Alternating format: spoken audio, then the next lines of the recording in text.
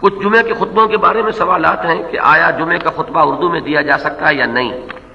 خطبہ دینے کا مقصد ہے کہ مسلمان اپنے دینی مسائل اور دین کے مقاصد سے آگاہی حاصل کریں۔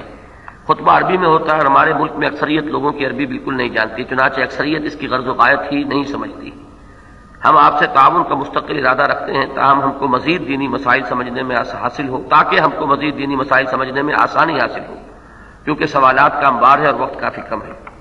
اس لیے اس سلسلے میں برائے مہربانی رہنمائی فرمائیں۔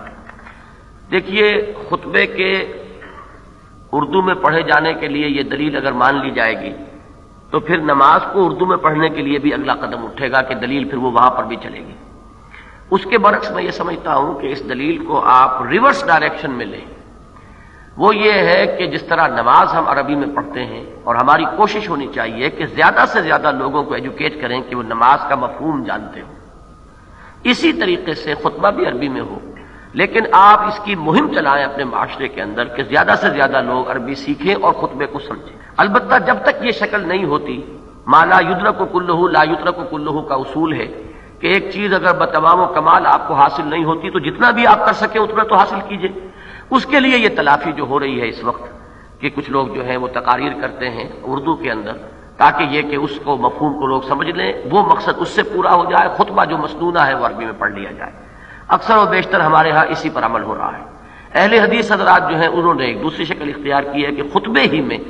وہ کچھ اردو میں بھی بیان کرتے ہیں اور کچھ مسنون جو الفاظ ہیں وہ عربی زبان میں بھی شروع میں بھی اور دوسرے خطبے میں بھی۔ تو میرے نزدیک یہ دونوں چیزیں اجتہادات پر مبنی ہیں اور اسی لیے ہیں کہ خطبے کا اصل مقصد حاصل نہیں ہوتا جب تک کہ لوگوں کو ان کی زبان میں کچھ سمجھایا نہ جائے۔ ایک اجتہاد یہ ہوا کہ خطبہ مسنونہ وہ تو عربی میں پڑھو تاکہ اس کا ایک تقدس اور اس کے ساتھ مسلمانوں کا ایک جذباتی لگاؤ جو ہے وہ برقرار رہے۔ باقی یہ ہے کہ اس کی جو کمی رہ رہی ہے اس کی اردو تقریر کے ذریعے سے تلافی کر دو۔ ایک اس کے اندر اجتہاد یہ ہوا کہ نہیں، خطبے ہی کے اندر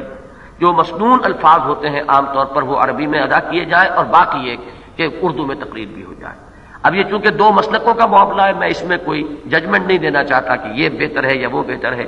لیکن یہ کہ دونوں کا مقصد ایک ہی ہے کہ جب تک کہ لوگ عربی زبان سے اتنے واقف نہیں ہو جاتے کہ وہ براہ راست عربی خطبے کو سمجھ سکیں، اس وقت تک کچھ نہ کچھ ان تک فہم پہنچانے کی ایک کوشش ہے۔ میں اس میں اضافہ یہ کر رہا ہوں کہ آپ اس کے ساتھ ایک زوردار مہم چلائیں کہ عربی زبان جو ہے لوگ سیکھیں اور ان کے اندر یہ صلاحیت پیدا ہو جائے کہ یہ جو ہماری بنیادی دینی عبادات ہیں ان کی روح جو ہے وہ اس سے فوری طور پر ان کی ایک جو ہے واقفیت ہوتی چلی جایا کرے۔ جب وہ بات اپنی زبان سے نکال رہے ہوں، نماز میں اپنی زبان سے پڑھ رہے ہیں اور خطبے میں وہ سن رہے ہیں، تو ساتھ ہی ساتھ اس کا مفہوم بھی ان کے سمجھ میں آ جائے۔